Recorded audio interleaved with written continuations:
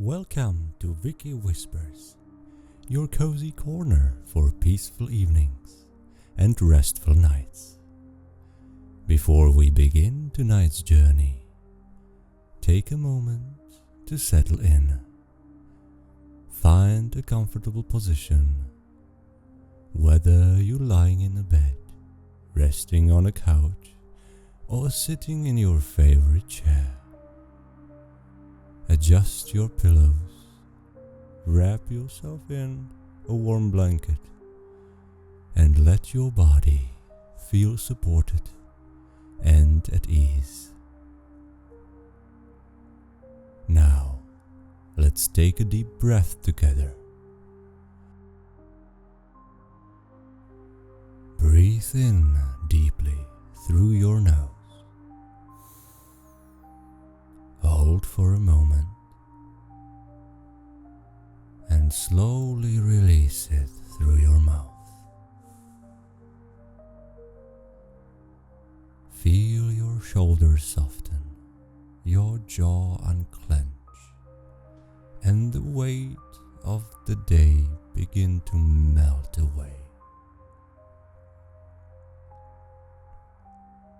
Close your eyes if you wish, or let your gaze soften on a fixed point. Let each breath you take guide you closer to calmness, like gentle waves washing over the shore, each one quieter than the last. This is your time, your sanctuary, to let go of everything you've carried today. There is nothing you need to do, nowhere you need to be, except here. My voice will be your guide as we wander through a soothing story, crafted to quiet the mind and prepare your body for a deep, restful sleep. With each word, let yourself drift a little deeper into comfort and relaxation. You are safe, you are calm, and you are ready to let the world fade away. Now, let's begin.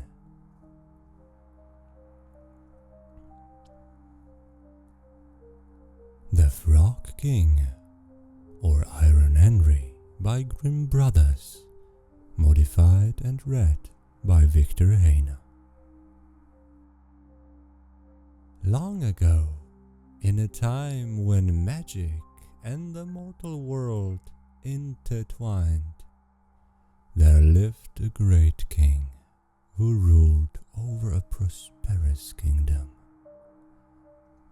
His youngest daughter, known for her dazzling beauty, was also famed for her restless curiosity and stubborn nature. The sun, it was said, would linger just a little longer to illuminate her face, for she was radiant and untamed as nature itself. The king loved his youngest daughter dearly and often indulged her whims. One of her most treasured possessions was a golden ball, crafted by the royal jeweler. It was no ordinary toy, but a masterpiece of alchemy and artistry, shining like the sun itself. The ball became her constant companion, and she would often wander into the nearby woods to play by a cool, shaded fountain beneath an ancient lime tree. But the fountain was more than just a peaceful retreat. The people of the kingdom whispered that it was enchanted, its waters deep and bottomless, connecting to a world beyond mortal sight. No one dared to linger there long, except the princess, whose fearless heart dismissed such superstitions. One fateful summer day, as the sun blazed overhead, the princess sought refuge in the woods. She tossed her golden ball into the air, delight in its shimmer as it caught the sunlight. But fate has a way of humbling even the boldest hearts. The ball slipped from her fingers, bounced on the soft grass, and rolled into the fountain. With a soft splash, it disappeared into the dark water. The princess gasped in horror. Her golden treasure was gone. She leaned over the edge of the fountain, peering into its depths, but the water only reflected her tear-streaked face. Overcome with despair, she sank to the ground and wept bitterly. As her sobs echoed through the woods, a low, croaking voice interrupted her misery. "Why do you cry so hard, young princess? Even the trees tremble at your sorrows." Startled, she looked around and spotted a small green frog sitting on the edge of the fountain. Its eyes, large and unblinking, seemed to peer directly into her heart. "Oh, it's just you, old water splasher," she said disdainfully. "I cry because my golden ball has fallen into the fountain, and there is no way to get it back." The frog cocked its head. "If that's all, I can help you. But what will you give me in return?" "Anything you want," she said impatiently. "Jewels, my fine clothes, even my golden crown. Just bring back my ball." The frog let out a chuckle, a sound both strange and sad. "I have no use for crowns or jewels. Instead, promise me your friendship.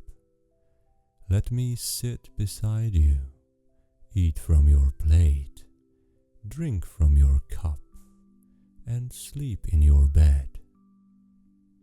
If you vow this, I will retrieve your ball." The princess, believing the frog incapable of following her home, quickly agreed. "Yes, yes, I promise. Now fetch my ball." With that, the frog dove into the water. Moments later, he emerged, the golden boy clutched in his mouth. He placed it on the grass before her. Overjoyed, the princess snatched up her treasure and ran back to the castle, laughing with relief. She didn't spare a second glance for the frog, who called after her, "Wait, you promised to take me with you." But his pleas went unanswered. That evening, as the royal family dined in the grand hall, the princess had all but forgotten the events of the day. Laughter filled the air as servants brought out platters of roasted meats and sweet pastries. But then a strange sound interrupted the merriment. Splash, splash, splash echoed through the marble halls, followed by a loud knock at the door. A servant hurried to answer, but before he could, a familiar voice croaked, "Princess, youngest princess, open the door. Don't you remember what you promised me by the fountain before?" The princess froze, her face paling. The king noticed her unease and asked, "What troubles you, my child?" Reluctantly, she recounted the day's events and her hasty promise to the frog. The king's expressions grew stern. "A promise is a promise. You must honor it. Let the frog in." She hesitated, but obeyed. When the door opened, the frog hopped in, his small wet from glistering under the candlelight. He followed her to the table and said, "Lift me up so I may sit beside you."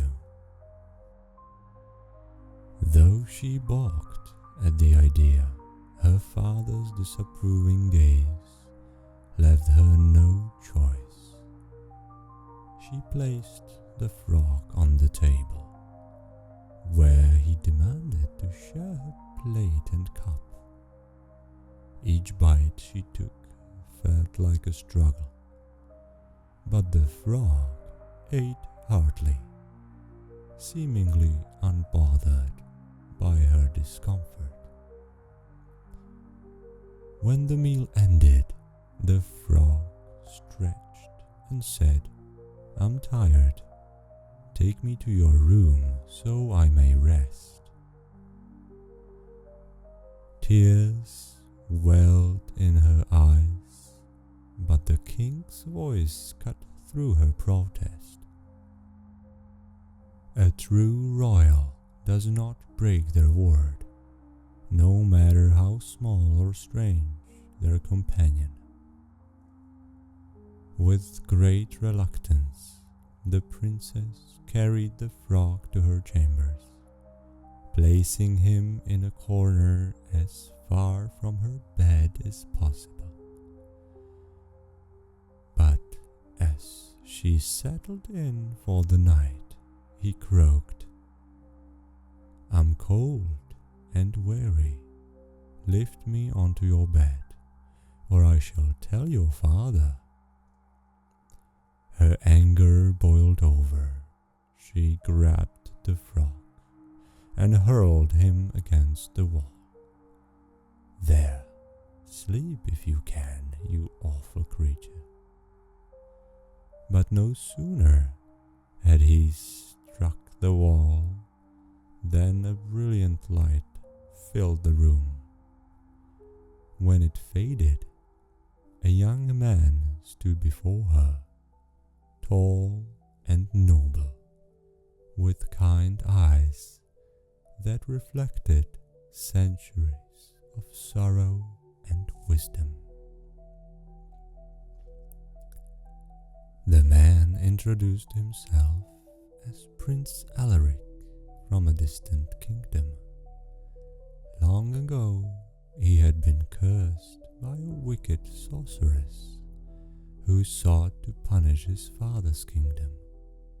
The curse bound him to the form of a frog, trapping him by the enchanted fountain until a princess of pure heart agreed to let him share her life. "But I don't do it willingly," the princess stammered. "I tried to break my promise at every turn." Alaric smiled gently. "True, but you kept your word in the end. That is what broke the curse." The princess was silent, her pride warring with a strange new feeling, respect, perhaps even admiration for the man before her. The next morning, a magnificent carriage, drawn by 8 white horses, arrived at the castle gates. Riding behind it was a man named Henry, who had served Alaric since childhood. When the prince had been cursed, Henry's heart had nearly broken from grief. To keep it intact, he had bound it with 3 iron bands. As the carriage carried the prince and princess toward Alaric's kingdom, a loud crack rang out. The princess jumped, fearing the carriage was breaking apart. But Henry reassured them, "It's not the carriage, my lord. It's one of the iron bands around my heart, snapping. My joy is too great to bear." Twice more the sound echoed, and each time Henry's heart grew lighter, free at last from the burden of sorrow. Upon reaching Alaric's kingdom, the princess was greeted with warmth and celebration. In time she came to see the strength and kindness in Alaric, and he admired her courage and fiery spirit. Their union became a symbol of loyalty and redemption, and they ruled together with wisdom and compassion. As for the fountain in the woods, it remained enchanted, a quiet reminder of the day when a promise, however reluctantly kept, changed